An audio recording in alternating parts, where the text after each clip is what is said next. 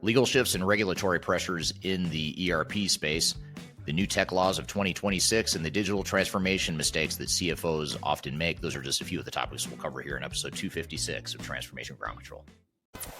Welcome to Transformation Ground Control. Ground Control.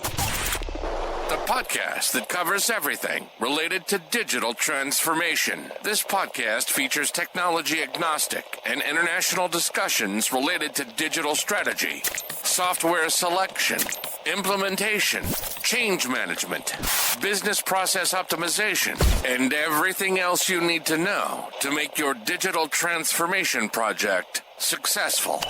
Whether you're embarking on an ERP implementation, supply chain transformation, or any other business or digital transformation, this podcast is for you.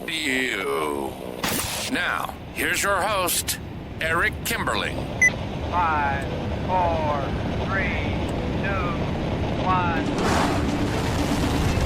Ground control to Major Tom. Hello, welcome to Transformation Ground Control, the podcast that is tech agnostic, covers everything related to digital transformation, including the strategy, people, process, and technology aspects of change and transformation.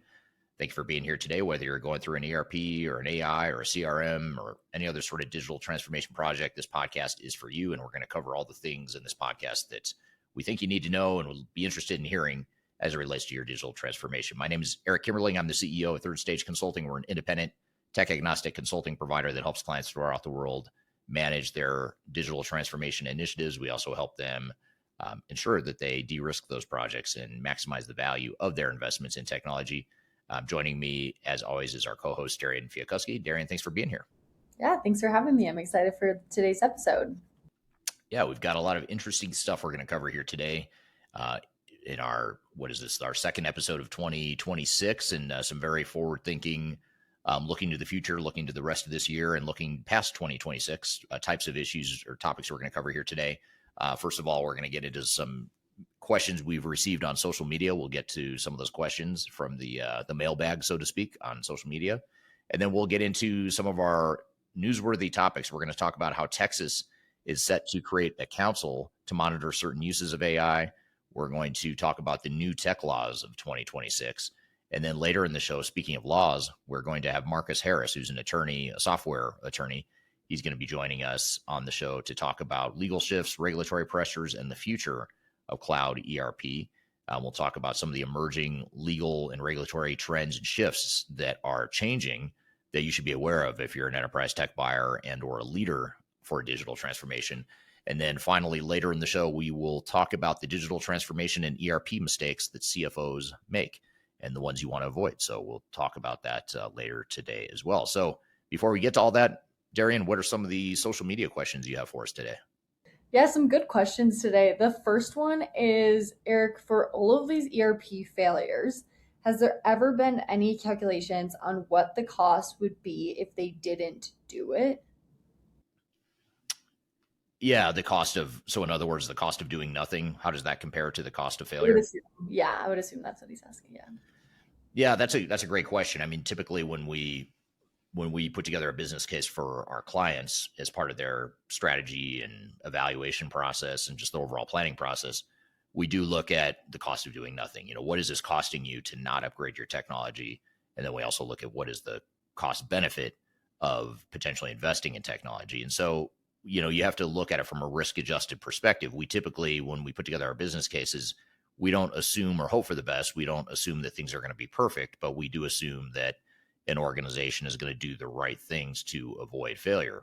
We typically don't do a business case assuming that there's going to be a big, massive, catastrophic failure and then compare that to the cost of doing nothing. Although I would think that the cost of failure is probably going to far exceed the cost of doing nothing, because what we found, one metric I do have, so short answer is no, we have not measured, at least I don't know of anyone else that's measured it. I'd love to hear feedback from the audience if you know something I don't, which may be possible. There may be metrics out there that quantify this better than what I have. But the metric I do have from our research at Third Stage is that the cost of failure itself, the actual implementation cost, the overruns, the increased budgetary blowups, those sorts of things. Those are very costly. That alone can double or triple your initial estimate pretty easily. But that's not the real risk. That's not the real cost. The real cost is what happens at go live. What happens after you've had this failure, you've paid for this failure, then what happens to your business operations after that? We found that it could be anywhere from 3 to 4 times what you spent on the implementation. You might pay an additional 3 to 4 times that just on operational disruption and costs that are incurred as a result of a failed project. So, for example, if you can't ship product and customers start canceling orders, there's a real price tag associated with that. What does that cost you? If you can't ship product for a month, what would that cost you? And unfortunately, that's the logic too few organizations and leaders think about. Not that you want to quantify and assume the worst in your business case, but instead what you should be thinking about is how can we make sure that doesn't happen? Because a failure is a lot more expensive than just doing it right the first time and having an effective implementation. And that's really what you want to focus on is what is the cost benefit of an effective implementation, assuming you do it right, and how does that compare to doing nothing? Now, if you decide you do want to move forward with the digital transformation and the ROI still makes sense, then it's imperative that you do it right. Otherwise, your business case was just a pipe dream. It was just a smoke and mirror academic exercise that had no grounding in reality if you don't follow the prescriptive way that you would need to be successful in these projects. So that's what I would say to that is I don't have any specific data at a grand broad scale other than to say it can cost anywhere from 3 to 4 times the initial cost of implementation just in paying for the failure post implementation. Yeah, definitely. That's super interesting. I've never had or seen any questions like that come across. So that was super interesting to dive into. But I want to get into our next question today, which is on the critical Rimini Street support alternative. Customers do not get access to SAP core code, unlike Oracle. If this is still true, how does a company manage country-specific legal updates, for example, in Brazil? Additionally, how are SAP declared vulnerabilities patched? Is Rimini able to cover these two situations? Yeah, and that's a great question. I did see that come through social media, and I actually asked Rimini Street, my executive level contact at Rimini asked that question. In fact, I tagged him in that particular post on LinkedIn to have him comment on it. And the short answer that I'll paraphrase, and hopefully I'll be mostly accurate in my paraphrasing of his response. But his response was correct. We do not get access to SAP source code, but you don't need access to the source code. What you need access to is your customization code.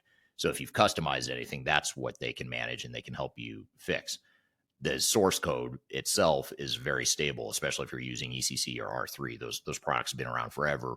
So they're pretty well battle tested. They're proven. They work. The things that typically break or cause problems from a support perspective are usually the customizations. So that's what they manage, and they also do the same with security patches as well. So yeah, I guess the advantage of working with SAP is they do have access to the direct source code as far as if you were to continue using SAP for your maintenance for at least the time being until they discontinue it. But the point that Rimini Street makes is you don't really need access to the source code because you're not going to change the source code itself. You're going to change or fix customizations that you've already done, potentially, presumably. So that's my understanding. Yeah, definitely. Well, great that you got insight directly from Rimini Street for that question itself. Definitely super helpful there.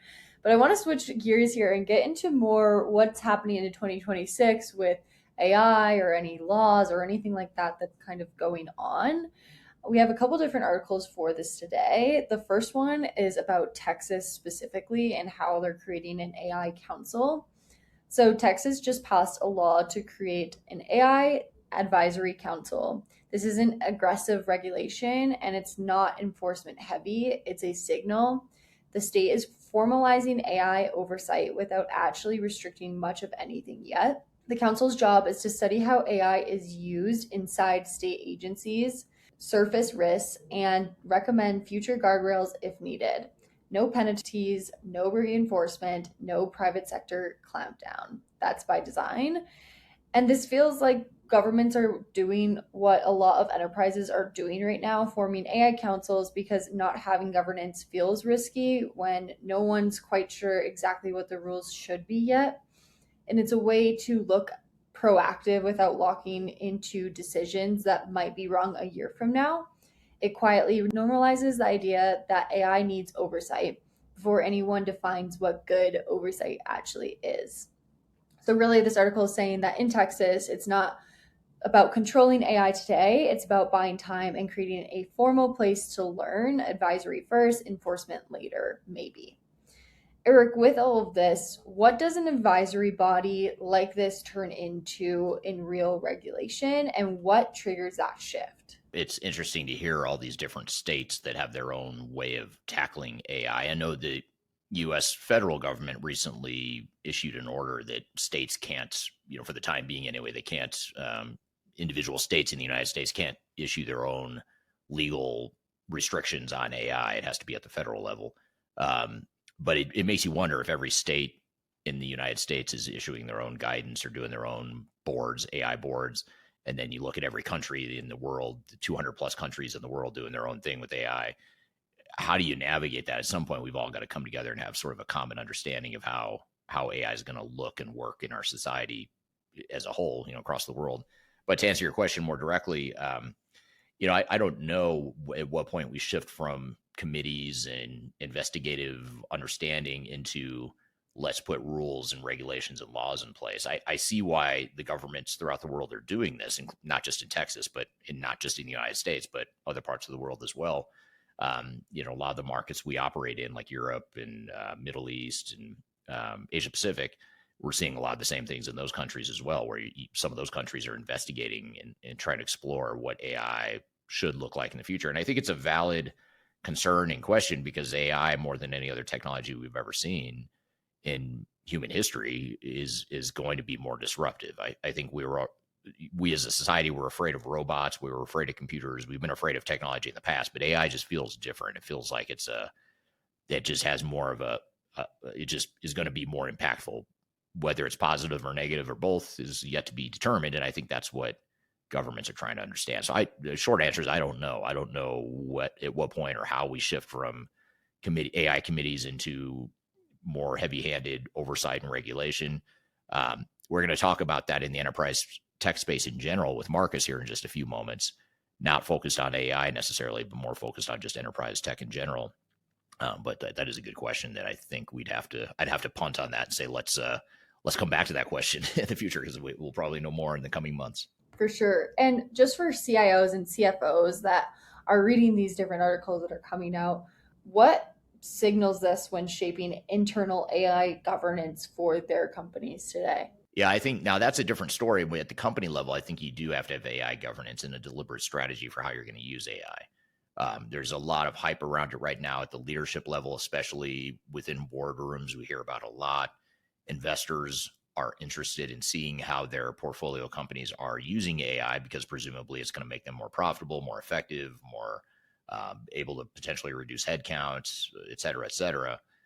So that's on the surface, but then that hype doesn't translate into, well, what does it mean? What does AI mean to our organization? How are we going to use it? What's acceptable? What's not? What are the privacy concerns? How are we going to handle employee displacement and employee stress and impact and all that stuff? Those are all things that companies have to determine at their own individual level, because every company is going to have a different strategy for it. So I think it's important for leaders to understand that it's you've got to be a lot more actively involved as a leader, even more so than you would be for like an ERP or a cloud migration or a more traditional technology project. Even more so, this is true with AI, that you have to be heavily involved, because you have to set the guardrails, you have to set the vision, you have to set the direction for how AI is going to be used in your organization. Yeah, absolutely. And I know earlier you mentioned some laws that got passed recently about AI and states being able to make regulations and everything like that. That's actually what our next article today is all about. So I want to switch gears and get into that. Here's kind of like, I know you mentioned it a little bit, but here is what this article was saying. It said the US government recently issued an AI executive order. While it sounds like it's about AI specifically, it's really about something bigger, preventing fragmented state-by-state approach to AI regulation. States started kind of moving first when it comes to this regulation. They began drafting and passing their own AI laws. And now the federal government is stepping in, trying to regain control and eventually create more uniform national standards. It's what's important here is that it doesn't immediately override the state laws. Companies still have to comply what's on the books today, but it clearly signals that federal preemption is coming, and we just don't know exactly when or what that looks like. But it creates kind of a tough environment, obviously, for everybody to manage here, as we've seen. On the one hand, you can't definitely like just wait around for that clarity from the federal government, but the state rules are already being enforced in some different states. So what's interesting is they're not banning AI, obviously. They're not saying you can't use certain technologies. Instead, they're emphasizing transparency, disclosure, risk management, documentation, and accountability. And so, really, they're just wanting to make sure people are using it responsibly. But, Eric, with all of this, one, just like what were your general thoughts when this got passed? And obviously, you knew about it already. So, just wanting to hear your general thoughts. Well, my first reaction was, can the federal government do that? I mean, the whole point of the way the U.S. government is established is that so states can have um, their own laws and their own oversights in certain areas. I think AI, I agree that AI is such a big worldwide issue that you need some sort of consistency. So I actually agree with federal governments and potentially even, you look at the EU in Europe. I think the EU is going to be in a good position to provide continuity and consistency in how AI is regulated or managed in Europe. But the rest of the world, for the most part, is going to have a very fragmented approach, which we don't need any more fragmentation more than we're already going to have. We don't need 50 variations in the US. We need one. And then you're going to have 200 other variations worldwide, or maybe less when you count the EU as one instead of 20 different countries or whatever. But anyway, so that's my view of that. Is I think there does need to be some deliberate understanding. I just hope something you asked earlier in a previous episode, another topic we covered, is whether or not that stifles innovation. So if the government gets too involved or too heavy-handed or prematurely without fully understanding the facts, if they get too excitable about regulating, that could stifle innovation. It could make things worse. So I think so far it seems like most governments are handling it with a cautious optimism. They're not freaking out and stepping in too aggressively, but they are forming these committees. They are trying to get some real loose, broad stroke sorts of guardrails in place, which I think is probably a good thing. Yeah, absolutely. And I guess stepping back from like, obviously, there's a lot of legal details here. What do you think the AI executive order is really trying to accomplish at a federal level? Well, I think it's the point we talked about in that previous episode. It's to ensure that innovation continues and that we give AI a chance to evolve. A lot of people are afraid of it taking over the world and taking our jobs and becoming our enemies and that sort of thing, which I don't think that'll happen. Maybe it will. So the maybe it will part of it is probably why governments are getting involved. So yeah, that's my take on it. Definitely makes sense. And for organizations, do you think the bigger risk for them right now is over preparing for state laws that might get overridden, or under preparing because they're waiting for federal clarity? Like, where should organizations kind of stand when it comes to this? It's a good question. I think, I don't think you can wait for the government to have clarity, because I think that's going to take years. And then there'll probably be legal court battles over stuff that we don't know how that all unfolds. So I think you just have to go on with your life, and unless there's some compelling, obvious, high risk, high likelihood risk, you can't do a bunch of what if. And there's only so much what if preparation you can do, because we don't know what if. We just don't know the answer of where we're headed. So you don't want to be stuck in the past. Maybe you don't want to go all in on AI right now, because you do want to be a little bit more cautious, a little bit more deliberate, a little bit more risk managed, which is fine.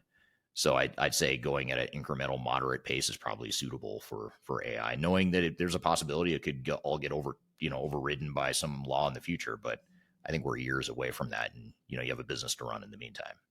Yeah, absolutely. Well, super interesting. And I'm really excited for our guest today, because based on these topics today, we probably will have a lot of questions for him. Yes, it's a repeat guest, longtime podcast guest. Actually, he was one of the very first guests we had on the show. Probably the second or third episode of this podcast back in 2020. or 2021, right in the throes of COVID when we started this podcast. He was one of the first guests. He's been on several times since then. It's Marcus Harris, who's an attorney, a software attorney that focuses on software contracts and legal actions related to software vendors and enterprise technology in general. So he's going to be on the show. We're going to talk about more legal stuff, not surprisingly. We're going to talk about legal shifts, regulatory pressures, and how that relates to the future of cloud and ERP. We'll get into some AI stuff as well in that conversation, so be sure to stick around for that. It's going to be a great conversation. And then later in the show, after Marcus is on, we'll talk about the digital transformation and ERP mistakes that CFOs make. So we've got a lot more to cover in this episode. Be sure to stick around, and we'll be right back with more Transformation Ground Control.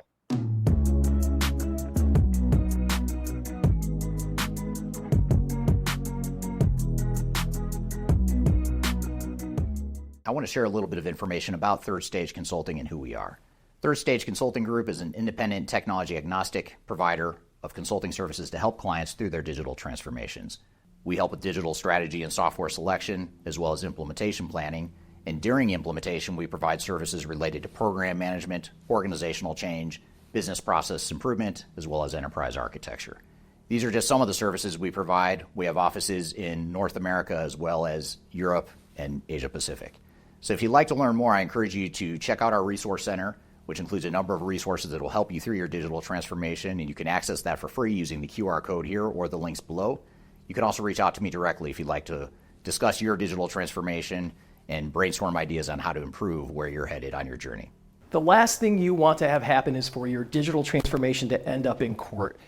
I've been doing this for 20 years and I have seen everything. My name is Marcus Harris. I'm a software and technology attorney focusing my practice on drafting and negotiating software-related contracts and litigating software disputes across the country. Feel free to reach out to us at taftlaw.com. We'd love to talk to you about the litigation process and what you can expect.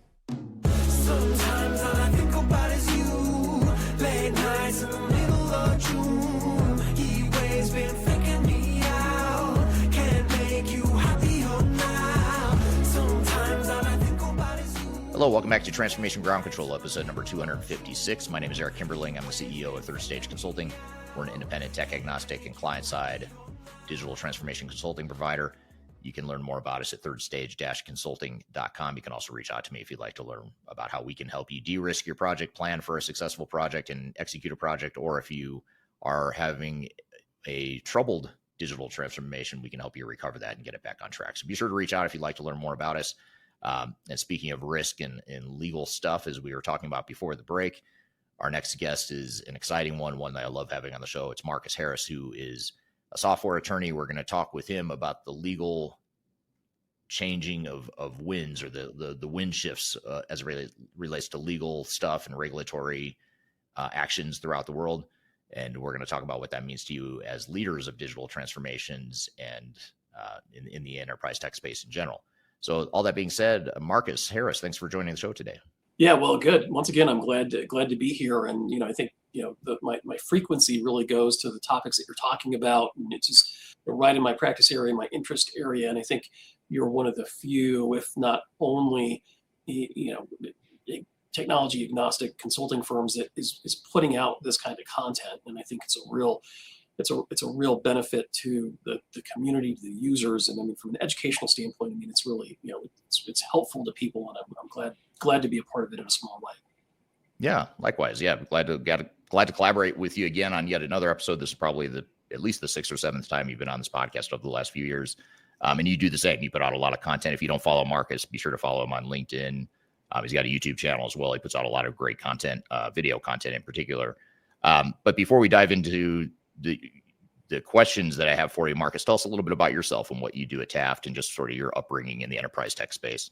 Yeah, for those that don't know me, my name is Marcus Harris. I'm a partner at Taft out of their Chicago office, Taft, Stettinius, and Hollister. I focus my legal practice on drafting and negotiating software-related contracts, with a particular focus on large enterprise software deals and all the collateral agreements that go with those.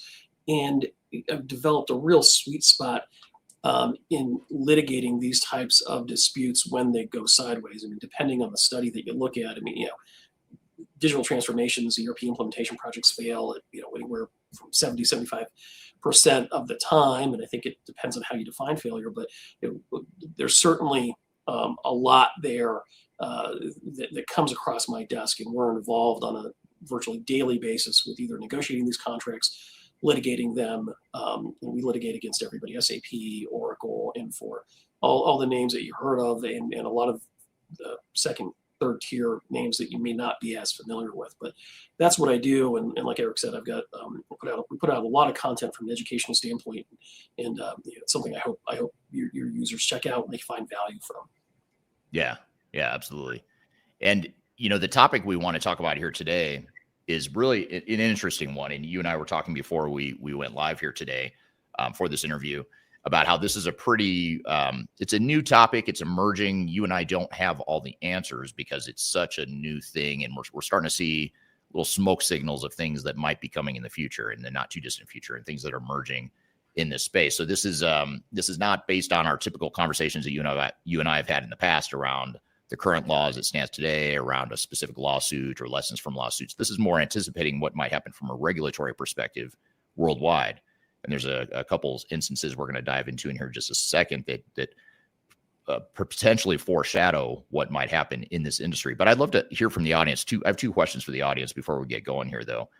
For those of you joining and listening here to us live, if you don't mind, just drop in the chat. First of all, what city and country are you joining from? I'd love to hear what city and country, what part of the world you're in, just so we can understand, what regulatory regime you might be a part of or report up to. But also, I'd love to hear just a simple yes/no question from the audience, just to maybe trigger some debate or conversation here. And that is, do you think the enterprise technology space should be or needs to be more regulated by government regulators? It's just, we're going to dive into that topic here today. Not to give our opinion necessarily, but to talk about some of the regulatory changes and shifts that are shifting in the world that lead us to think that might be something that's coming, whether we like it or not. So I'd love to hear from the audience here. What do you think? Yes or no? Should we have more regulation in the enterprise tech space, or is everything fine and we can self-regulate and we're good to go? Love to hear your thoughts on that. But a couple things that we want to dive into. There's really two primary regulatory shifts that we want to dive into. One is fairly directly related to the enterprise tech space. The other one is not related to the enterprise tech space, but it's related to the consumer tech space. And, as I think you would agree, Marcus, typically business to consumer type stuff, anything that's consumer facing, typically will get regulated first. It's going to get the attention of regulators and government officials before B2B. And I think for whatever reason, governments just don't feel as bad for businesses when they get screwed or if they're taken advantage of, but they do feel bad when consumers get screwed. And let me start with the consumer one, and then I want to come back to the more directly related one that's directly related to the enterprise tech space. And there's something called the Digital Markets Act in the EU. And those of you that are in the EU, in fact, I've already seen a couple people comment here that are saying they've commented it here that they're in the EU region. But there's something called the Digital Markets Act. And what this was, I won't go into this in a lot of detail, but this is this was probably about 5 to 10 years ago that this all unfolded, where the EU went after and looked into companies like Google and Microsoft to understand whether or not they were stifling competition and whether or not they were giving consumers enough choices as it relates to technology. And I'm oversimplifying. I'm not getting into all the details, but I bring this up because even though that's consumer facing, it does make me wonder, and it makes me think about some of the same themes that we're seeing in the enterprise tech space. That leads me to think if the enterprise tech space is suffering from these same problems, then perhaps governments like the EU will eventually regulate for those same reasons the enterprise tech space. And one of the big things they talk about, two big things they talk about are gatekeepers at the consumer level and interoperability. And gatekeepers being, do you have an option outside of, for example, Googling search results? Or if you, and I know now it's different with AI. We're not using Google as much perhaps in traditional search, but back in the early 2000s, we were using Google quite a bit. And the EU really looked into some of the behaviors of some of these gatekeepers like Google, and they determined that they were exerting too much power, too much influence over consumers. And then the other part of it was interoperability and whether or not different consumer technologies could operate and play nicely with other types of technologies. Now, again, this is all consumer facing. It's not to say that this will necessarily happen in the enterprise tech space, but it does make you wonder, because we're starting to see some of the same behaviors from big tech companies in the enterprise tech space. You have to wonder if companies like SAP, Oracle, Microsoft, if they will face some of the same scrutiny as Google and Microsoft did at the consumer level. What sort of your non-legal knee-jerk reactions to that, Marcus? Yeah, I mean, from a non-legal perspective, I think the Digital Markets Act in general, and let me preface this with, I'm an American attorney and I focus primarily on U.S. regulations and U.S. laws, but we practice in a global environment, and that's the environment that we all live in and we do business in, and you've got to be aware of these things. And I think, from a regulatory standpoint, my view is that the Digital Markets Act has been relatively effective in leveling the playing field and protecting consumers in the way that it was intended. And I think it does really foreshadow what is coming for the enterprise market. And, we kind of laugh and say, well, the government regulators don't really care about business to business transactions. And I think that is true. Businesses are deemed to be, sophisticated purchasers of these technology services, but in reality, that's not necessarily true. And I think, the likelihood that, you're going to be involved in software negotiation or a large scale digital transformation project more than once or twice in your career is probably not very high. And so you're coming to this, with one hand tied behind your back, so to speak, and the vendors have really all the leverage. And you want to look at, if you want to know where we're going, kind of look at where we're at now and where we've been. And I think there has really just been a lot of bad behavior in the enterprise space. And it's really across the board. You look at SAP, you look at Oracle, you look at Infor, in the way that they're trying to, capitalize on their market, generate additional revenue, and all of that is really, going to make government regulators look at them with a jaundiced eye and want to do something about it. And I think that is what is down the pipe here. How fast it's going to happen, I don't know. I think there's going to be, there's political implications in the United States with regulations, in the government's current stance on regulating tech, but I certainly think it's coming, and I do think it's going to be generally a positive development for the consumers of large enterprise scale software. Yeah, and I think as a buyer too, we don't necessarily need to wait for the government to do something. I think there's a lot of behavior that I would argue is just as much the fault of the enterprise tech buyers as it is the enterprise tech providers, in that they sort of allow this sort of behavior. And I think that's what gets a lot of companies into trouble, is they take what a vendor sells them at face value. Maybe they feel like they have to upgrade to the cloud now because the tech providers are telling them they have to, or maybe they feel like they have to go all in on one solution versus a best of breed interoperable model, whatever. There's a lot of different things that a lot of times leaders just defer to what the software vendors are telling them. And so, I think that the key takeaway, or one of the key takeaways that I want to keep coming back to here today, is that you have choices as a buyer, and you're the one that's ultimately, you got to determine what's right for your organization. But I do think, to your point, I think government probably will step in at some point in the future. I just wouldn't wait for it to happen, to make the decision that makes the most sense for you and mitigate the risk the way you need to. Yeah, I mean, you've got to look at this, with the old, caveat emptor perspective, buyer beware. And you just, the reality is, you can't believe the salespeople. You have to take everything that they're telling you with a grain of salt. You look at these contracts, and there's a lot more that can be negotiated in these agreements that people are not negotiating, that they really have to focus on and do their best to level the playing field. And I think it's hard when you're dealing with these large enterprise players, SAP, Oracle, Infor, Microsoft. How much leverage do you really have? And the reality is, I think you have more than you think you have. And without a doubt, as you're entering into a relationship with them, it's probably the most time you're going, the time you will have the most leverage in negotiating with them. And you've got to think prospectively and make sure you use that leverage to your advantage, not only for the project that is immediately at hand, but to govern that relationship for the duration of the life cycle of the product that you're licensing. I mean, it's not just a one-time thing here, right? As you negotiate these, you've got to put all the stopgaps in there to really govern that relationship for the next 10, 15 years and think that far ahead. Yeah, exactly. Because these are long-term decisions. And now more than ever, you're making decisions and signing contracts that are increasingly hard to get out of. And the switching costs are going way up. And I think that's I think that's where the real pain is going to be felt in this industry, is when we see the next wave of ERP replacements or big enterprise tech replacements, where you've gone all in on the cloud, all your data's in the cloud, you've adopted these pre-configurations or whatever that the vendors provide you, and now you decide, okay, that worked for a while, but now we've outgrown it, or we found a better option. It's going to be super hard to switch to get out of that. In some cases, it's going to be cost prohibitive, and I think that's where the real pain is going to be felt, and where we might start to see some of these regulatory actions.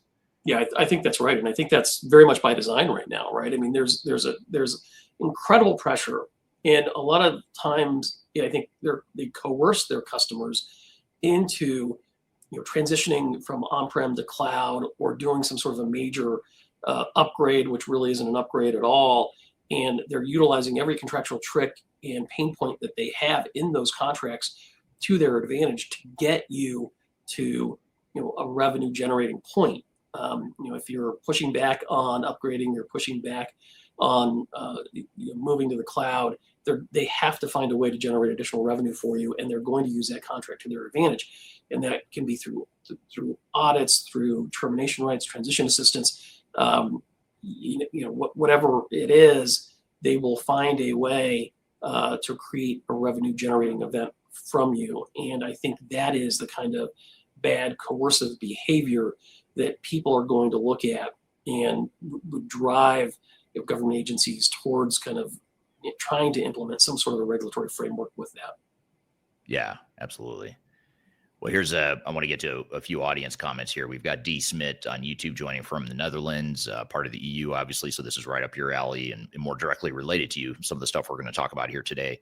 We've got Jorge joining from Monterrey, Mexico. Dr. Poland joining from Mauritius in the EMEA region. And then D. Smith commented or answered my question earlier, which is, do you think this space should be regulated or more regulated than it is now? And D. Smith on YouTube says yes, for specific industries like finance, public sector, and pharma. Makes a lot of sense. I imagine public sector might be, or potentially healthcare or pharma, something that has more direct consumer impact. I imagine it would make sense that might be the first to get regulated if part of this industry is going to get regulated.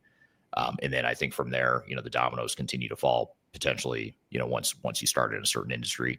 Keep in mind, again, this is more of my legal, since I'm with an attorney here, I feel like I have to give all these disclaimers. This is us anticipating, speculating what we think might happen. These are not guarantees. Results might vary, or whatever disclaimer I need to put in here. Sundis from LinkedIn's joining from Dubai. Thank you for being here today.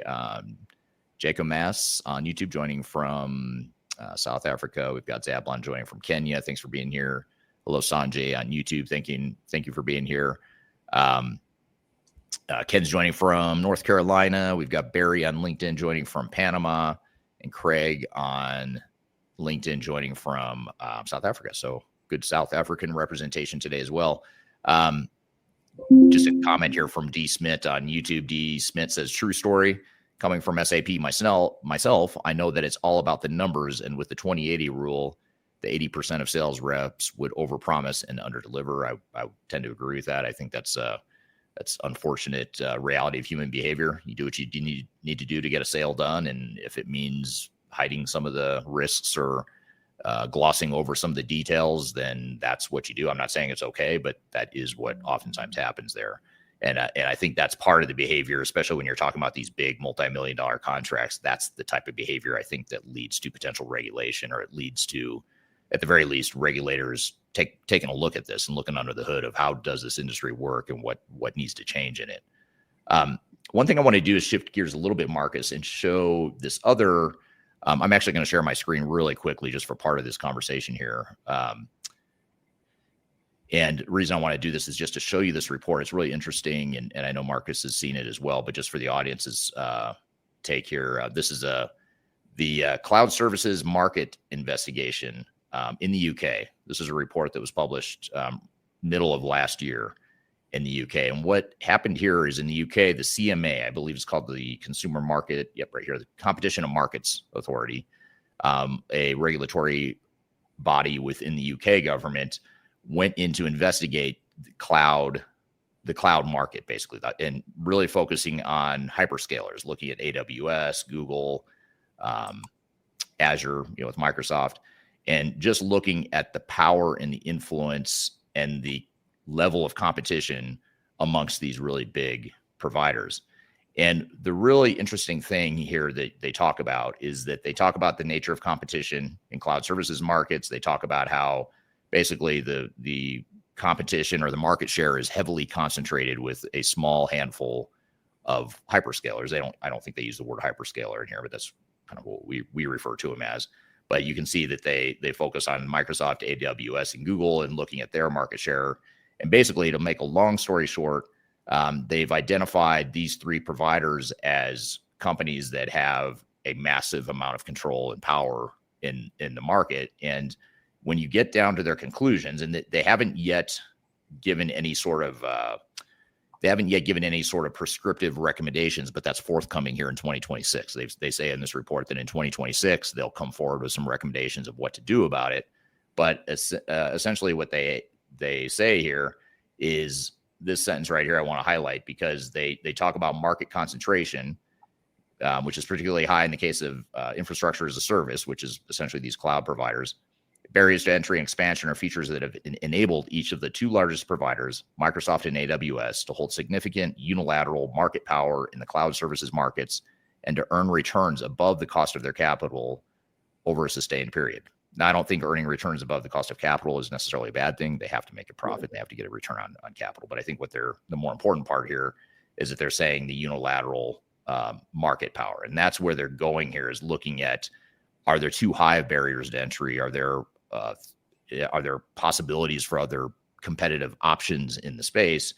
And essentially what it sounds like they're saying is no, there's too high barriers to entry and there's not enough competition. In fact, they say right here, we think outcomes for customers would be better if cloud markets were more competitive. The outcomes would include more consistently competitive prices, greater prevalence of switching, and multi-cloud use, and potentially higher quality and innovation. One thing that's really interesting about this report, it jumped off the page at me. I don't know if you noticed this too, Marcus, but they talk about a statistic that says that less than 1% of cloud customers switch cloud providers in any given year. Yeah. And what they're saying is that right there tells you that there's not enough options and customers are getting locked in. I don't think they use the word vendor lock. That's another industry term that our industry invented, but they're essentially getting to this concept of vendor lock, talking about how hard it is for customers to switch cloud providers. So they get into some high-level, broad-stroke sorts of recommendations, but essentially what they're saying is that the CMS board is going to review further possible action and consider those actions in early 2026. So again, TBD on what this all means, whether it's relevant. It sounds pretty relevant to me. It sounds like they're going to do something. But the big question here, and by the way, this is all public record. If you just Google CMA Cloud Report UK, you'll find this report. It's public record. I just found it on the internet through the UK government's website. So it's easy enough to find if you'd like to read it yourself. But it's a super interesting read. But what are your knee-jerk reactions to that, Marcus? And again, knowing that you're not an attorney that practices outside the U.S., what do you just think in general for the global enterprise tech space? What does this mean? Where do you think we go from here? Yeah, I think it's hard to predict the future, right? But this whole concept of the inability to switch platforms is true, and it's really shocking that is the percentage, right? It's fewer than 1%, and that's certainly by design. There's anti-competitiveness associated with it. There's potential antitrust violations. SAP was investigated last year, but I think the investigation is still ongoing by the European Commission for doing just this, where they make it incredibly difficult to have other third-party providers come in, provide support, switch to a different provider altogether. And that is all by design, and it's something that's been going on for decades. I mean, when I used to work at SAP, and we very much knew who was an SAP shop and who was an Oracle shop. And if you were an Oracle shop, you very rarely were going to switch to become an SAP or Microsoft shop. And it's very much the same today. And like I said, I think that is by design. If you look at the contractual framework, you look at the clauses and the restrictions that are put in these agreements, everything is really biased and works against you from a contractual perspective, making it difficult and making it costly to switch. Once you're on a system, I mean, how do you transition out, right? I mean, you're looking at at least a 2-year implementation, I would think. It's not something that you can easily do, and I think you said it earlier in our conversation. I mean, there's a lot of blame to go around here, right? It's not just the enterprise providers, the software vendors that are doing this. It's that the customers allow them to do this as well.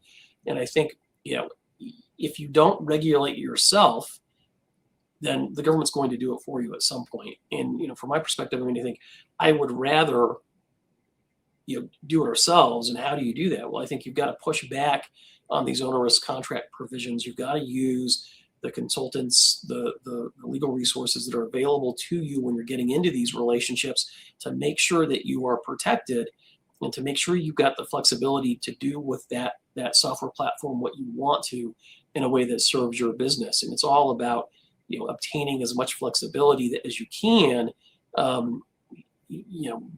despite that vendor's efforts to really put you in a box and try to create what I would call these revenue generating events from you as much as possible. I mean, that's how they view you, right? You are a cash cow to them. And that is a viewpoint that I think is going to get them into trouble, and is the regulatory framework that I would envision. And again, I can't predict the future, but it's going to be something about I'll say this from a non-legal perspective or a non-technologist perspective, but data portability, right? Your ability to own what you have put into that system, and your ability to do what you want to with it without restriction.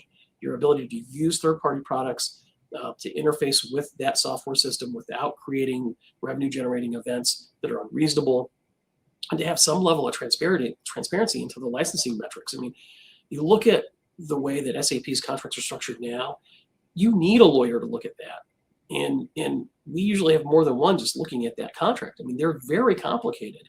And to understand how they're generating revenue off of that software, it virtually makes no sense. I mean, I will tell you, I mean, they can't audit on some of those things either. I've worked at some of these large software vendors in-house, and the way they come up with the pricing schemes is not particularly scientific. I mean, they are flying by the seat of their pants sometimes, and that's why it may not make a lot of sense, and there's ambiguity around it. But I think some sort of regulatory framework that could really cut that ambiguity out of the revenue generating aspect of the software, and prevent vendors from leveraging that ambiguity to create additional revenue generating events would be a good step in the right direction. Yeah. And you bring up a point that I forgot to mention from the report, the CMA report. One thing they talk about is the use of multi-cloud environments. So they also investigated how many customers are actually using multiple cloud providers. And what they found was not many. There's too many that are all locked into one big cloud provider, and very few are actually using a multi-cloud environment, which some would say, well, why would you want multiple cloud providers to begin with? I think their view is that's not the point. The point is whether or not you want it or need it. It's do you have the option? And they look at the overall industry and say it doesn't look like companies have a viable option to do that. I'm here with Marcus Harris. We're talking about legal shifts and regulatory shifts in the enterprise tech space. We've got a lot more to cover. We'll be right back with more Transformation Ground Control. When the soul of the city was laid to rest, and the night's forgotten. If you're about to embark on the jungle of digital transformation, check out my new book, Welcome to the Jungle. It's a book that just came out in late 2025. It's my second book, And it's a book that focuses on digital transformation failure case studies and talks about the lessons and takeaways from that. It's 300 pages packed of all the lessons and things that I've learned from having been an expert witness in lawsuits related to digital transformations, and also with our team helping clients recover some of their failed projects. I've included as many lessons that could possibly fit into one book here. You can read this book. You can order it anywhere in the world in hard copy format, which is this format here. You can get it in paperback. You can also get it electronically as well. Scan the QR code right here or go to the links below for your copy. Hope you enjoy it. Let me know what you think. Are you looking for ways to promote your product or service to enterprise technology decision makers and influencers throughout the world, like the ones who listen to this podcast? Major Tom Productions creates media, events, and influencer marketing for B2B technology providers. Our productions are exciting, educational, disruptive, and effective.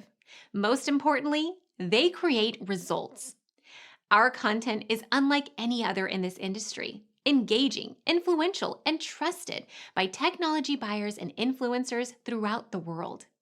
Each month, our productions reach hundreds of thousands of targeted buyers and decision makers who trust and engage with our honest and tech-agnostic content.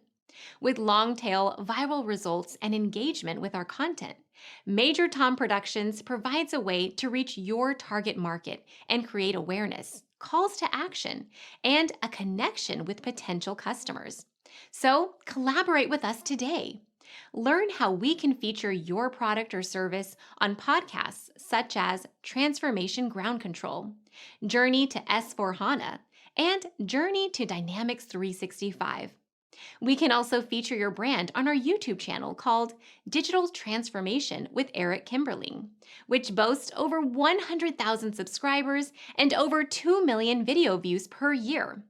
You can also participate in our in-person events, including our Digital Stratosphere Conference. Contact us today to learn more. We can tailor a marketing campaign that works for you. We look forward to helping more people learn more about and become engaged with your brand.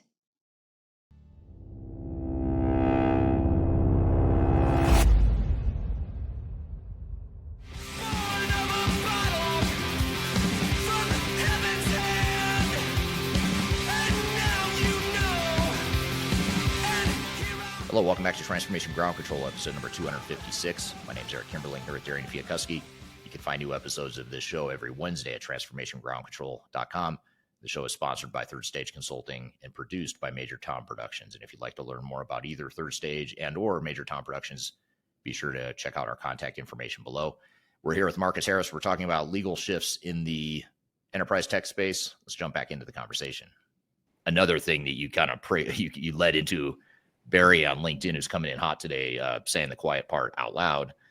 He says, if you think the push to the cloud is to benefit the user organization, you haven't been paying attention. And I actually totally agree with that. I think there are some benefits to the cloud, but the hype around the cloud and the focus, the myopic focus, the blinders, let's only look at the cloud focus is coming from the vendors because they make so much money and their stock prices do so well when they can prove cloud revenue and get that sustainable annual recurring revenue. That's exactly what they want. And you look at, additional ways they can make money. And SAP there's this concept of indirect access that has been around for a long time. And there was a case in the EU where, if there's another platform or another machine interacting with your SAP system, it would be deemed to count against your user count, right?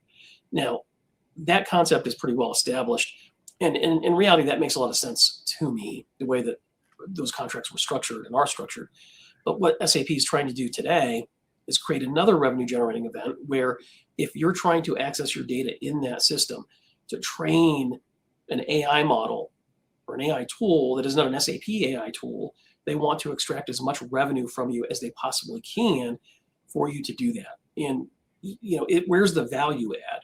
Simply because your data is stored in their system does not give them the ability to charge you these exorbitant fees to be able to train a third-party tool. Now, is there a middle ground and is there a seed of reasonableness on their side? Probably, right? We could talk about that, and it'd be an interesting conversation. But the point is that these companies are doing everything they can to commercially exploit your use and utilization of their software. And at some point, it goes beyond, what's reasonable. And that's where the problem really is, right? When you start using contractual provisions and restrictions, and I'm thinking primarily of, audit restrictions, termination provisions, fees for assigning the contract. When you start using these in a way that goes beyond basic contractual enforcement, that's a problem, right? When they start using these to coerce their users into making a transition to the cloud, doing a major upgrade and saying, well, look, you're on the hook for, $50 million because of this audit, but, we'll make that all go away if you do a $75 million upgrade or something like that. That is, violating what we call in the legal industry, the duty of good faith and fair dealing that's in every contract, and that is a breach of contract. So, there are mechanisms now, but I think, these guys play fast, loose, and incredibly aggressive. And, that's what's going to lead to regulation. Yeah.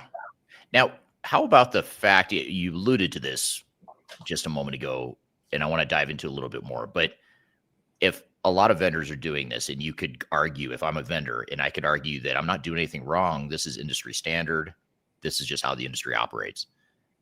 I use that as a defense and say, well, yeah, I have the right to do audits. Yeah, I can create this vendor lock, situation contractually, but so does every other vendor. So I'm not doing anything wrong. Is that what are your thoughts on that? That's where the one thing where I get stuck a little, because I've done expert witness work for you and other law firms. And I know that's a question that I get asked in court is, well, is that industry standard? And a lot of times, no, it's not. And then it becomes a big deal. And you and the other attorneys fight over whose fault that is. But if I say, or anyone were to say, yes, that is standard, does that make it okay? Well, no, of course not. It doesn't. It does not make it okay. And I think, and we said this a few times during our conversation, what are we allowing the vendors to do, right? And I think this is where, these European regulatory frameworks can actually provide some beneficial leverage in the context of negotiation, because you can hold that document up, right? You can grab that and you can point to your vendor and you can say, look, the European Commission or whoever it is has said that what you're doing here is anti-competitive. What you're doing is unreasonable, and it's something that they're regulating in a foreign jurisdiction. Now, they may not be regulating it in the business to business context. It may be in the consumer context, but at least it gives you, some sort of a dog in the fight to push back on that when they're trying to do these things to you. But I also think you've got to go into this fully aware. And the document that governs your relationship with your vendor is the contract. And if you don't put adequate stopgaps, mechanism for control, and language that gives you flexibility, you're walking right into this. And in some ways, you're just as much to blame for the situation you get into as the vendor is, because you've allowed it to happen. And, I think, self-regulation is going to be certainly better than government regulation, but not everybody has, the sophistication to properly negotiate these contracts or the experience to understand what they're getting themselves into. And that's why, hiring people like you or I and others to help through that process can be so powerful. And it certainly is a lot cheaper to negotiate that stuff up front rather than waiting for a failure or waiting for the government to step in and help you out later, because that may or may not happen.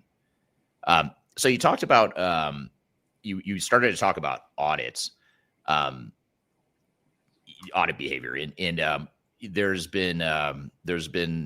there's an article I just read last night, actually preparing for this interview. I went down a couple rabbit holes along the way, but one of them that I went down was around Microsoft and how they're announcing that starting this month in January of 2026, they're going to be auditing D365 user licenses. It sounded like that, from what I understand, it's the on-prem D365 user licenses. They're going to go in and start doing these audits. And we've seen a lot of vendors do this. You and I have talked about this before.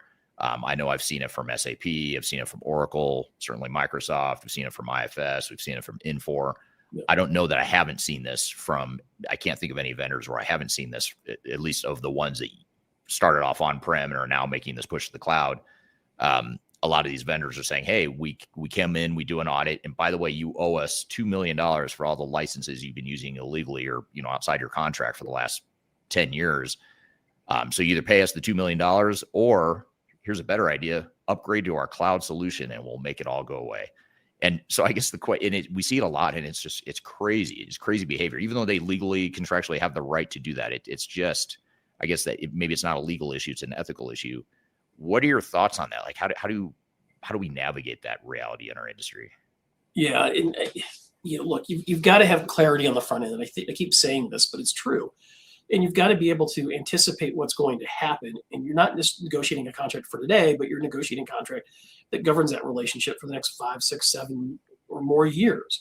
And you want to have the price, the price caps. You want to have future options. You want to be able to switch out users or switch out functionality or modules. All of those things are some of the tools in the toolbox to be able to push back on the weaponization of these audits. And I think they do this purposefully, right? And the fact that you said they're going after legacy on-prem users doesn't surprise me in the least. And it's just for what you said, right? That they want to transition you to the cloud, and they want to do that because it's a huge revenue opportunity for them. That's I think it was Barry again says subscription licenses or perpetual licenses are worse than subscription licenses because they're perpetual, right? I mean, you're getting as the vendor this perpetual lease on the software, which is going to generate much more money for you over the long term, and that's exactly what they are trying to do. But I think they will weaponize the complexity of the licensing scheme. There's going to be a lot of ambiguity in that contract about how fees are generated, when you're supposed to pay, and you will do your best to be in compliance with that contract, but they will be able to point to situations where you are out of so-called out of compliance, and it will be a gray area, and they will use that gray area to your advantage. And this is prevalent, and it's coming up more and more. We just had a meeting in our software licensing practice group where we were talking specifically about this, and we talked about Oracle in particular. And I will tell you, I just sued Oracle for what we deemed to be an over-aggressive audit. Now, it was related to Java, so it wasn't in the context of trying to get somebody to switch over from legacy on-prem system to cloud, but certainly it was aggressive. The money that was being asked for was over the top, and the response was, well, the middle finger by my client, and we're going to take you to court. We did that, and of course, we put Oracle on their heels, and they came to us with a much more reasonable posture related to negotiating what they deemed to be the unlawful use of their software. So you don't want to have to do that, but sometimes you've got to stand up for yourself, and you got to push back hard. Yeah, absolutely. And coming back to that theme, right now it's up to you, it's up to us to manage this. We can't rely on the government. But to your earlier point, a few minutes ago, if this industry doesn't learn how to regulate itself, it will get regulated by someone, and presumably it's going to be multiple global government regimes that'll do it. That's probably going to be a lot more painful than if we just figure out a way to play nice, be ethical and be above board. And speaking of that, here's another comment from D. Smith on YouTube. He says those hyperscalers cause the smaller niche players to be disqualified for not being on their marketplace when that partner might bring the best solution to the customer. And I bring this up, and I want to broaden this a little bit too, because there's a couple other legal issues that we haven't talked about yet. One is there's a couple lawsuits against software vendors, specific software vendors, for not having enough openness to their technology. So, for example, Celonis is suing the SAP in the United States for basically blocking out their technology. And Celonis is a business process mining tool that goes into multiple technologies to analyze what's actually happening in the system and how people are using the system, transaction times, all that stuff. It's a way for you to understand how processes and workflows are actually working. So Celonis is suing SAP, saying, hey, SAP is locking us out to where our product can't work with SAP because they won't allow it to. And the reason for that, they allege, and one has to presume, is because SAP owns their own business process mining tool, and they want customers to use that. They don't want you using a third-party solution. Epic Software, which is an electronic healthcare record provider. I recently did a video about this. They're getting sued by, I forgot the name of the company, but it's another technology provider that provides ambient technology in the healthcare space. And they're suing Epic, saying that their ambient technology provides better, this third party ambient technology provides better health outcomes, but Epic won't allow integration with that solution because they're developing their own ambient technology that's not ready yet. So they're saying, they're going a step further and saying, not only are you harming us, the company, but you're harming consumers and their health. And so that'll be an interesting one to see how that unfolds. I think that one's taking place in the United States as well.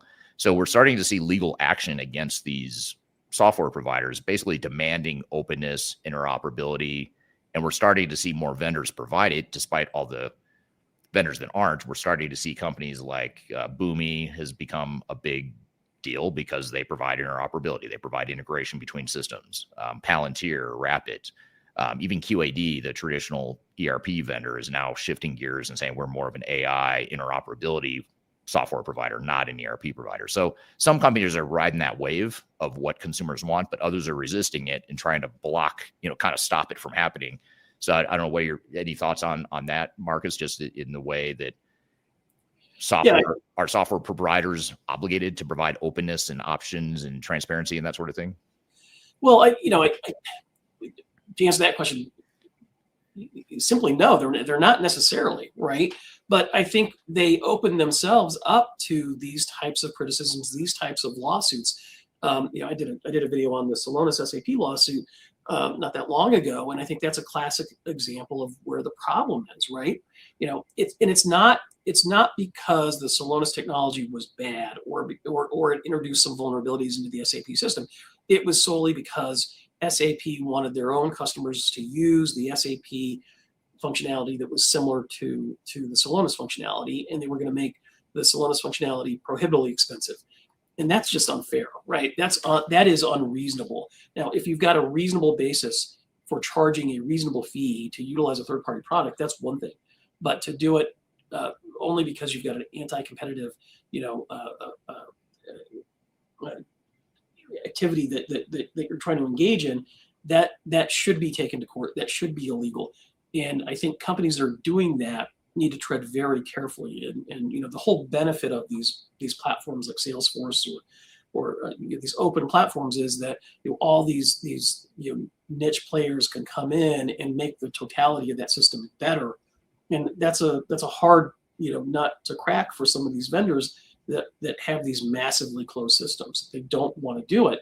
And I think if there's going to be some regulatory oversight, that's that's certainly one place to start. Right. Yeah. Now here's an interesting. This is actually I love part of the reason I love doing these podcasts is because I learn from people like you, Marcus, and I learn all this stuff from the audience too that I didn't know. But this is from Lean on LinkedIn. Says, "What's your view on this? The EU awards an 830 million euro SAP deal despite looming antitrust investigation." And actually, while we were talking here, I just Googled it. I wasn't aware of this. I didn't know that the EU had just recently, as just a few months ago, embarked on engaged in a pretty extensive contract with SAP. And so you mentioned this before, Marcus, that the EU is investigating SAP for potential antitrust behavior. Right. We haven't really gone into that in a lot of detail, but I think that's another signal that we're seeing in the market, another smoke signal we're seeing. But I do find it interesting that despite the fact they might be anti-competitive, despite the fact they might be doing all these things, then the EU government turns around and pays, presumably it'll be a lot more than 830 million if that's what the face value is on the contract. What do you make of that? Because I wasn't aware of this. I didn't know about the EU signing this big contract. No, I wasn't aware of that either. And I think that is one example of the hold that these vendors have on the user base, right? I mean, you don't have options. And I mean, you can look at this in a variety of ways. You can say, well, these guys are just corrupt and they're saying one thing but doing another. And maybe there's some element of truth to that. But what options do they have? These are the major players, right? There isn't, at least in the EU's view, in connection with awarding them an $830 million or $830 million euro deal, there wasn't a viable competitor that made sense to them. And did they want to use SAP? I would think from an optics perspective, maybe not. But there weren't a lot of options. So they probably didn't want to use Oracle, an American company, and so then who are you going to use? SAP is probably the premier European ERP vendor. So on one hand, it's nice to use it. Especially if you want an EU-based company. I mean, that really is your main option. Right. Very interesting, though. I actually read here as we were talking that as I was multitasking here, trying to dive into this a little bit more, I saw here that SAP, part of why they might have invested in SAP is because apparently SAP has also been investing heavily in its EU AI cloud and so sovereign cloud offerings to support European digital sovereignty and data residency requirements, committing over $20 billion to the initiative. So that alone might be a good reason why they chose SAP, because if they've got the sovereign cloud that's hosted all in the EU and it meets regulatory requirements more than, say, an Oracle or a Microsoft or whoever they might consider, that could be part of it as well. But still very interesting. I don't know who that gives the leverage to, or who gives up leverage as a result of that relationship now, but it should make for an interesting unfolding of that whole antitrust investigation for sure. Yeah, and I mean, you can see this. I mean, these are not easy answers, right? I mean, there's no easy definable path forward on how to get out of this and to predict what's going to happen. I mean, you don't have a lot of options, and trying to make the market more competitive is really challenging. I think. I mean, there's how do you compete with Oracle, SAP, Infor, Microsoft, or any of these top tier players? I mean, sometimes the third tier just isn't good enough. And so what do? You don't have a lot of options but to go with some of these companies that are maybe engaging in some of this bad behavior. Yeah. Do you think things are getting better for as far as buyers and leaders within organizations that are signing these cloud contracts? Do you think they're being more successful nowadays in pushing back on some of those terms than they were maybe 5 or 10 years ago, or is it more of the same? That's a really good question, and I think it's twofold. On one hand, no, I don't think they're being more successful, and primarily because I think the software vendors have really circled the wagons. I used to work at SAP many years ago and have dealt with them on a negotiation basis consistently over the years, and I would say, up until about 5, maybe 7 years ago, SAP had a more customer-friendly approach to negotiating these types of contracts. They were willing to negotiate, they were willing to offer concessions, and they were willing to be generally reasonable in the way that they approach their customer relationships. Oracle's never been that way. Oracle has always been it's our way or the highway. If you don't like this, go somewhere else. SAP, though, I would say in the last maybe 5 years has really changed their position and become much more aggressive. They're unwilling to really deal with you. They're unwilling to accept reasonable concessions, and it's very difficult to negotiate with them in the current environment. And so I think what has happened is customers have become more sophisticated, and they engage consulting firms like Gartner, they engage firms like you, they engage law firms like mine to help them negotiate these contracts. But the willingness of the vendors to actually make concessions has gone down. And so, you've really got to prioritize what you're going to, focus on. And, I do think though, if you're really only going to be focused on the amount of a discount you're getting off the list price, and that's the concession that you're really going on, you're really doing yourself a disservice, because all of these issues associated with flexibility, additional revenue generating events are going to come back and bite you, and you're going to end up spending much more money over the life cycle of that product than you would just by focusing on the discount. The discount is going to be small compared to the amount of money, extra money that you're now spending. So you've really got to push and fight to make these agreements reasonable. And it's not an easy thing to do anymore. Yeah. So when it comes to documentation and internal governance and other areas of an organization's approach, what should organizations be doing when preparing for some of these licensing or audit disputes? If you, or at the very, let me back up and ask it, how do we avoid the licensing or audit disputes? What can leaders do to protect themselves and make sure they're not getting locked in and not subject to some of these aggressive audit tactics and other behaviors that you've talked about so far? What can we do to protect ourselves against that? Yeah, on the front end, as you're negotiating these contracts, you got to give yourself a dog in the fight. You've got to have an appropriate amount of flexibility to be able to utilize that software in ways that make sense for you. You want to anticipate, use that's beyond the scope of what you're getting today.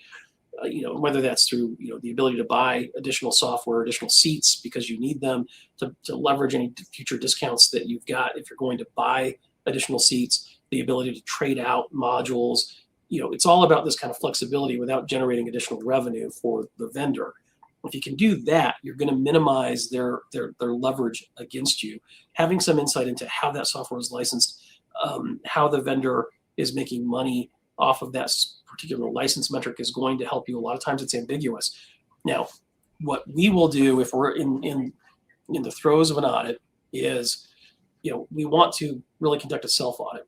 And that's where having the documentation, having an understanding of how your organization is utilizing that software, having an understanding of a reasonable read of that contract, interpreting the license grant, the scope of limitation on use in a reasonable manner, and then generating an analysis of how reasonable is what that software vendor is asking for. How reasonable is it, right? Based on my interpretation of the contract, they're going to say, "Oh, I'm $50 million." Well, not really. Based on our view and the way we read this contract, it's $1 million. Okay. And so you've got to have the ammunition to fight back against that vendor. And then it really becomes a matter of picking a number. And if you're not happy with where that is going, you can always sue the vendor, right? Right. And there's a lot of legal theories behind, what are you going to sue them because? What are the causes of action that you're going to assert? And that's a different conversation. But that is very much an option. And nobody likes to sue their vendor, but you have to understand the vendors don't want to sue you either, and they don't want to have their licensing schemes, their audit schemes tested in court. So in my view, it's a nuclear option, but it's a reasonable option, and you can only sufficiently leverage it if you have done the due diligence on the front end, you've documented how you're utilizing that software, you've done a self-audit, you're able to push back on the vendor and have an articulate rationale for why their interpretation of the contract does not make sense at all. Right. Yeah. Makes total sense. So what closing advice would you give to, beyond what you just said, any other closing advice you'd give to project teams and leaders that are trying to navigate or anticipate what might happen from a regulatory perspective, and how should we navigate our own legal risk or manage our own legal risk in the meantime? What's your closing advice? Yeah, I mean, I think the takeaways are really 2 to threefold here. And I think, the first one is regulatory oversight is coming. And I don't know what it is going to look like specifically, but I think you can look to the EU for at least a playbook and to kind of have an understanding of what might be adopted here in the United States or in other jurisdictions around the world. And I think that can be a good thing. But I think in the meantime, you've really got to self-regulate. You've got to hold these vendors to account. And you can't look at these contracts in isolation. You're not just negotiating, a kind of one-time event type deal and you're done with it. You can't, so to speak, set it and forget it, right? This is a dynamic relationship that is going to be governed by this contract that is going to be necessarily imperfect. You're not going to have an understanding of the scope or your future utilization of the software. And you really need to think as prospectively and broadly as you can as you get into these contracts to try to avoid the restrictions that are going to be put in place on you. It's all about flexibility in the future, not incurring additional revenue for running your business the way you want to run your business. To me, those are the main takeaways. All right. Thank you, Marcus. Great conversation. Appreciate you being on the show again. As always, a lot of good stuff we covered there. We're going to debrief on some of what we just discussed, and then we're also going to get into the mistakes that CFOs make during digital transformations and the things you should avoid. So be sure to stick around. We'll be right back with more Transformation Ground.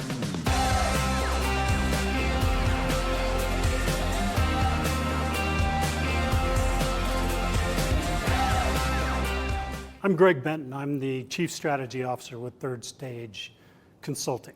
And if you are embarking on your digital transformation journey or in the middle of that journey in 2026, you're going to want to see our digital transformation report. This latest edition really dives into a lot of the key trends that we're seeing in the marketplace and the ecosystem right now. It also highlights a number of the things that are happening with AI being an important component and integral part of the ERP systems that are leading the way right now. Also, the shift toward composable and best-of-breed cloud solutions is really accelerating the decline of monolithic ERP replacement. The opportunity to download the report is found at thirdstage-consulting.com. And you'll also find other tools that will help you in the initiatives and the business planning that you're doing for 2026. Don't leave phase zero without it. Reach out today. I want to encourage you to read our Guide to Organizational Change Management. It's a free report or free guide that we published. It's one that I actually wrote that talks about best practices and lessons learned as it relates to change management. So as you know, on this podcast, we cover a lot of stuff related to the human sides of change, organizational change management, including training, communications, org design, all kinds of stuff as it relates to change management. So if you're trying to learn more about change management or you're looking for more direction and ideas on how to get started on your change management strategy and your overall journey, be sure to check out this guide. You can read it by scanning the QR code on the screen in front of you, or in the links below for this particular podcast episode. You can find a link to take you to the page that will allow you to register to go ahead and download that and read it for free. So be sure to check it out. It's the Guide to Organizational Change Management, written by yours truly. I hope you enjoy it. Let me know what you think, and hope you enjoy the rest of this episode.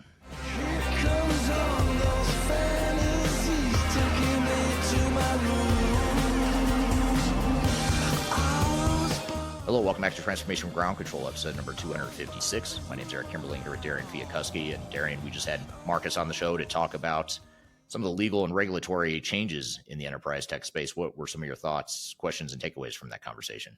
Yeah, great conversation with Marcus today. Like you said, he's always on the podcast, and we love having him on because we always have so many questions whenever he's on. I feel like we never have him on enough because I'm like, Marcus, what about this now? But it was a great conversation overall. And I do have some follow-up questions, of course, based on what you guys were talking about. First off, being what enterprise tech is most likely to be regulated first? Is it going to be cloud, ERP, AI, licensing practices? Like, I guess that would be a great question for Marcus's opinion too, but I would be curious about yours.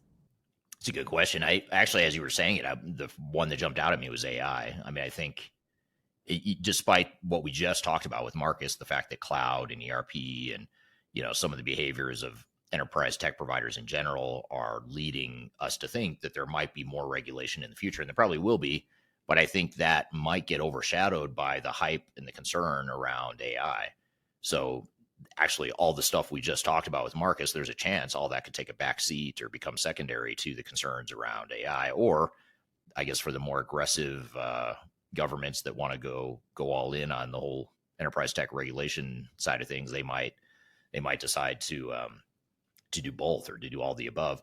But I think AI more so not just because there's concerns around it and it's such a new thing, but also because to the point we discussed with Marcus, it's more of a consumer facing technology. And anytime there's consumer facing implications, that usually is going to get the attention of regulators faster and sooner than enterprise tech in general. So I think we'll get there eventually, but AI may end up stealing the show, at least as it relates to regulator interest. Yeah, absolutely. Another question on that: when do software audits become conversive rather than corrective? I don't know that they do anything other than be more coercive. I mean, it generally speaking, and keep in mind, I'll have to give a caveat here. I'm going to be biased in this response because of the sample that I have to work with, which is the clients that hire us. Clients that hire us are typically trying to get out of a jam, or they've got a concern that they have with their vendors. Not to say other companies that don't hire us don't share those same concerns, but I'm seeing more of that from our clients. But amongst our client base throughout the world, it's more coercive. I mean, the audits that these software vendors are doing, and especially in the last year or two, And I mentioned it with Marcus. There's a handful of vendors that I can name, and I did name in the discussion with Marcus. It's, all the usual players like SAP, Oracle, Microsoft, even some of the tier 2 providers like Infor and IFS, which for the most part are above board, highly ethical organizations, but they're still even doing some of these audit practices to try and get consumers or customers to switch over to the cloud. So my personal opinion, maybe I'm a bit biased and a bit jaded, but my personal opinion is I can't remember the last time I saw one that was just an innocent, like, oh, it's just our normal time of year where we do an audit. Let's go ahead and do an audit. It's usually more of a strong arm tactic of, no, we're coming in to do an audit and we're going to look at the last 10 years of how you've used our software. We're going to come up with a big price tag and we're going to ask you to either pay it or migrate to the cloud, which of course we want you to migrate to the cloud. We'll make it really easy for you, or you can pay, this huge penalty for all the past licenses you've been using that you haven't paid for, which to the point of Marcus, it's in their right. I mean, it's in the contract that they can do that, but I think the intent is important because they're doing it not because they have the right to and contractually, they're doing it because they want you to move to the cloud. And I think that's an important differentiation there. Yeah, for sure. That's super interesting. And last question I have here, and that might be part of it actually, but why are buyers so reluctant to challenge vendors legally? Well, a lot of times it's a leverage issue. When you're negotiating with SAP or Oracle or Microsoft, most companies aren't anywhere close to the size and scale of those companies. SAP is a huge company, so is Oracle. And so you just aren't going to get the attention of legal counsel, internal legal counsel at the software vendors to go out of their way to make exceptions for you. If you're a huge multinational organization, you have a better chance. But even then, it's a long, drawn out process. And then you add to the fact that your sales rep is so eager to close the deal now, they don't want to see you go negotiate back and forth. They want to get the deal done now. So they're going to pressure you as well. They're going to try and give you some sort of financial incentive to say, hey, if you just, let's forget all of these stupid details you're worried about. Let's just go ahead and sign the deal. I'll give you a big, massive discount to sign this deal by the end of the month or end of quarter, end of month, whatever. And we'll call it good. So, there's a lot of headwinds and pressure on buyers that make it very difficult to negotiate. And those are the two main ones. Yeah, absolutely. But what a great conversation today. Like I said, whenever we are done talking to Marcus, I'm like, oh, maybe we have some more questions we could ask him. So we got to have him back on soon. Yeah, he answers a lot of good questions. I learned a lot from him, but then he ends up leaving with a bunch of more questions, just like you mentioned. So I'm with you on that, which is probably why he's been on the show so many times, because we always have more questions for him. And so I appreciate him being a good sport and sharing his knowledge and experience. He's got a really interesting background. So thanks to him for being on again. All right. Well, we're going to shift gears and get to our last segment here, which is what mistakes CFOs make during digital transformations and ERP projects. And what are the mistakes that you should avoid, whether you're a CFO or any sort of leader within an organization or on a project team. These are the same mistakes you need to be aware of as well, but we're looking at it more through the finance lens and through the office of the CFO lens. So we're going to play you this clip from my YouTube channel, and then we'll come back and chat about it. So here's the clip of the mistakes that CFOs make during digital transformations. CFOs are oftentimes the executive sponsors. They're oftentimes the ones controlling the checkbook, and they're oftentimes one of the key stakeholders that have the most influence or input into what the digital transformation looks like. However, a lot of CFOs aren't technical people, nor are they expected to be. They don't necessarily understand some of the challenges and nuances of what they're getting into. So what I want to do today is share with you 5 things that every CFO needs to know from a non-technical perspective. I'm not here to get technical on you. I'm not here to talk about architecture and coding or anything like that. It's just the things that you need to know through the lens of a CFO that are really important. And chances are pretty high that no one else on your team is thinking about these things. So if you're a CFO, you need to watch this video. And if you're not a CFO or you know a CFO that needs to see this, be sure to share this video with them. And if you'd like to learn more about what executives need to know in general about digital transformations, be sure to check out our executive guide to digital transformation. It's a non-techies version of what executive leaders need to know about digital transformation to be successful. You can find that by scanning the QR code right here, or you can go to the links below.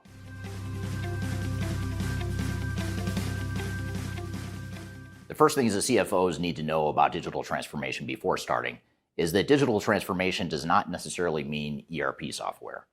10 or 20 years ago, yes, it did mean that, most likely. But in today's day and age, there are so many different options beyond ERP systems.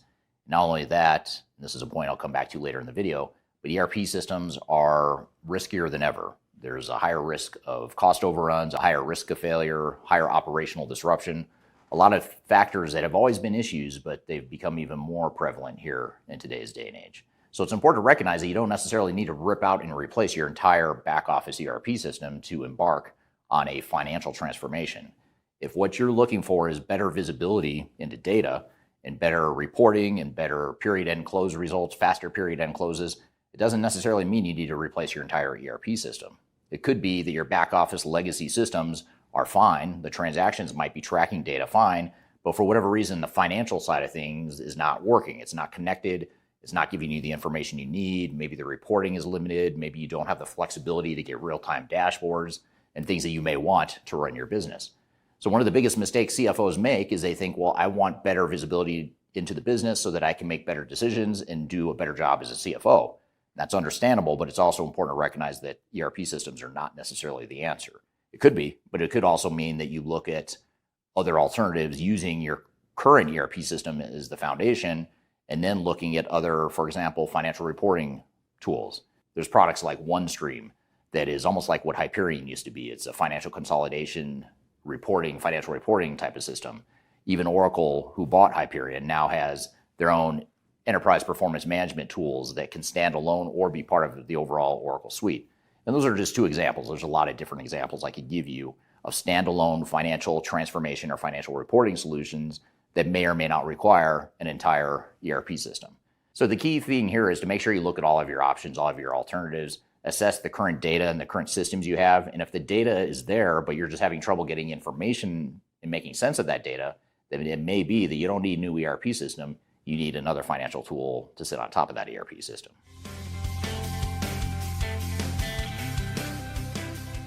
McKinsey and other leading industry analysts and consulting firms have pegged the failure rate of digital transformation in ERP projects at 70% or more for decades now. That's a number that has not really changed since I started in this industry 30 years ago. And this is important to know because a lot of times CFOs are the ones that provide input into functional requirements. They approve a budget, they sit on the steering committee, but they don't necessarily understand implementation risk and what the real risks are.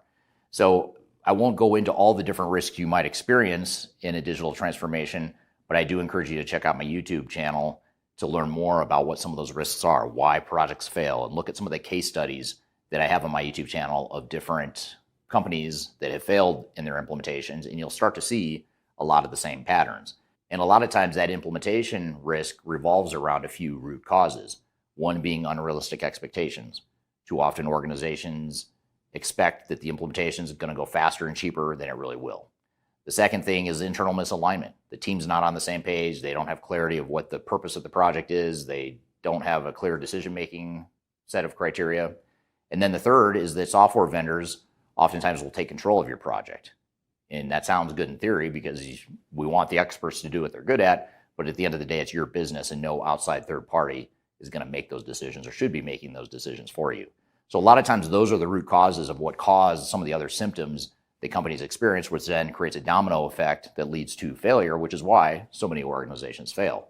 So it's important to realize and understand what some of those risks are so that you as a CFO can lead the efforts to help mitigate those risks along the way.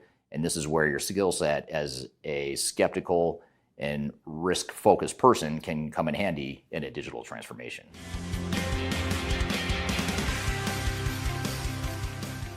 Perhaps the most overlooked risk of any digital transformation isn't choosing the wrong software. It's not even the risk of the implementation itself failing. It's the risk of your operations grinding to a halt because the implementation failed. And this is one that organizations rarely, if ever, think to quantify. We do quantify how long the project's taking. We'll quantify the budget. We'll know the minute we've gone over budget or missed a milestone. But rarely is anyone looking past the finish line to post go live to look at what will our operations look like. I mean, this risk will cost you exponentially more than the implementation cost in risk. Our research shows that the impact of operational risk after go live can cost anywhere from 4 to 5 times what the actual implementation cost was. So in other words, if you spend $10 million on an implementation, an operational disruption could cost you anywhere from $30 to $50 million on top of that. And that is because if the project doesn't go well and your people aren't using the system the way it was built and the processes and the technology aren't aligned and it hasn't been thoroughly tested, all that stuff, what ends up happening is you can't ship product, you can't close the books, which is every CFO's nightmare, or you can't run payroll. Those are the three biggest material operational disruptions. And our research shows that just over 50% of implementations lead to material operational disruption that can last anywhere from a few weeks to a few months. So when you're managing risk and looking at the overall risk profile, it's important not to get too myopically focused on the implementation time and cost and risk, although that is important. You don't want to do that, though, without looking at what that means to the operational risk. Because chances are pretty high you could speed up your implementation, you could cut some things out of budget, but the question you'd have to ask yourself then is what does that do to the risk profile of the post-go-live environment?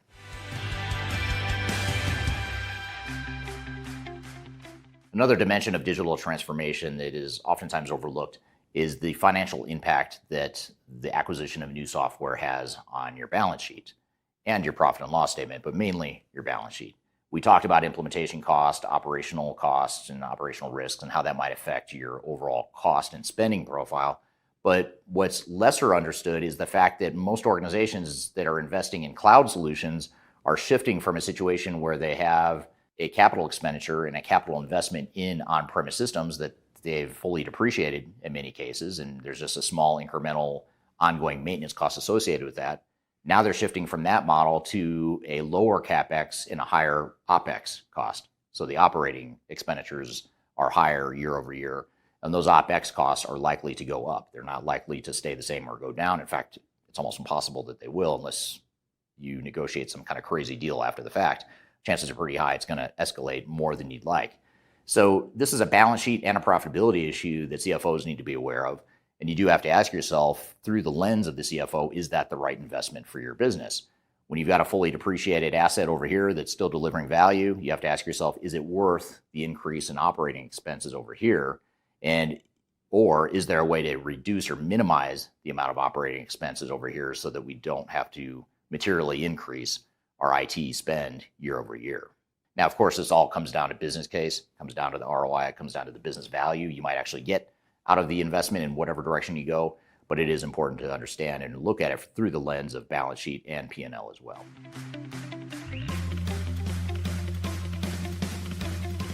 For many of you, the CFO office is responsible for intellectual property. That's something that many of you are responsible for in some way. And something that's not talked about a lot in the technology space is how in the on-premise environment that companies grew up in, they spent a lot of time and money investing in intellectual property in the form of customizing that software and modifying that software to fit their specific needs and to give them a unique competitive advantage. Now, the techno-types in the industry, the consultants, the sales reps trying to sell you software will say, well, that's just technical debt. You should have never customized in the first place.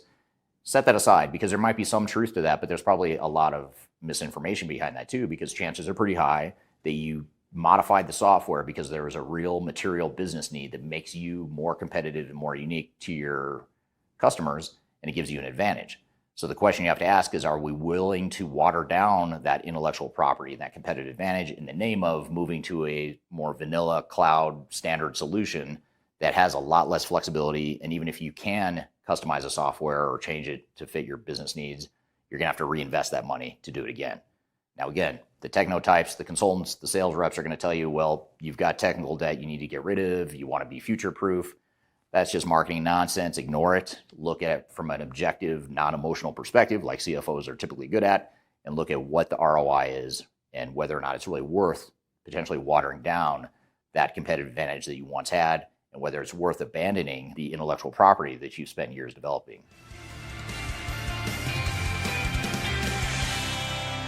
Now, another thing that CFOs need to think about in digital transformation is internal controls. How do we put controls and governance in place, not just around the implementation, but also around just what this new future state operating model is going to look like? The technology could work perfectly fine, but if you don't have the right controls in place, your operations are going to be a mess because, for example, if you have employees that have the authorities to create a vendor and pay a vendor without any sort of segregation of duties, that's a problem. Technology may work fine, but that segregation of duties may be something that you're very interested in as a CFO, and that's just one example. So the CFO is really going to be the only person, or the office of the CFO is going to be the only group that's really thinking about how do we approach this from an internal governance and controls perspective to ensure that the way the system is being implemented will pass an internal audit, will have auditable financial results, will limit our exposure to fraud and other issues from not having the right controls in place. And again, this has nothing to do with whether or not the technology works. It has to do with whether or not the technology was implemented in a way that supports what your goals are and what your controls are for your organization. So that's a clip from my YouTube channel where we talk about the mistakes that CFOs make during digital transformations. What were your questions and takeaways from that video, Darian? Yeah, I mean, first of all, it was a great video, but I think just the core message I took away from it was CFOs don't need to be technical to de-risk transformation, but they do need to ask the right non-technical questions very early on. And I think that's just like such an important takeaway for all CFOs that are listening to this podcast and that video. The first question, though, I have for you here, Eric, is when a CFO wants faster close and better reporting, what's your decision tree for ERP replacement versus adding EMP or EPM reporting layers? Well, it's a good question. I'd say the real simple decision tree would be, do you have accurate data that's accessible to a third-party solution? And is your ERP system, the system of record, is it working pretty well at the moment? Is it stable? Is it functional? And is it, for the most part, delivering value to your organization? If the answer to those two questions is yes, then I would say yes, EPM could be a really good solution for you to get more immediate visibility into the data you have, get more advanced reporting capabilities. And just to clarify, EPM stands for Enterprise Performance Management.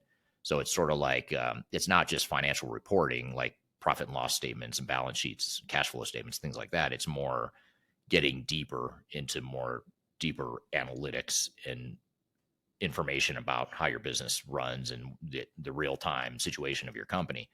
So that's what EPM is. And so if you've got the backbone and the infrastructure, the foundation for EPM, then sure, that's probably a low risk, high value sort of way and a relatively low cost sort of way to get value out of the current investments you have.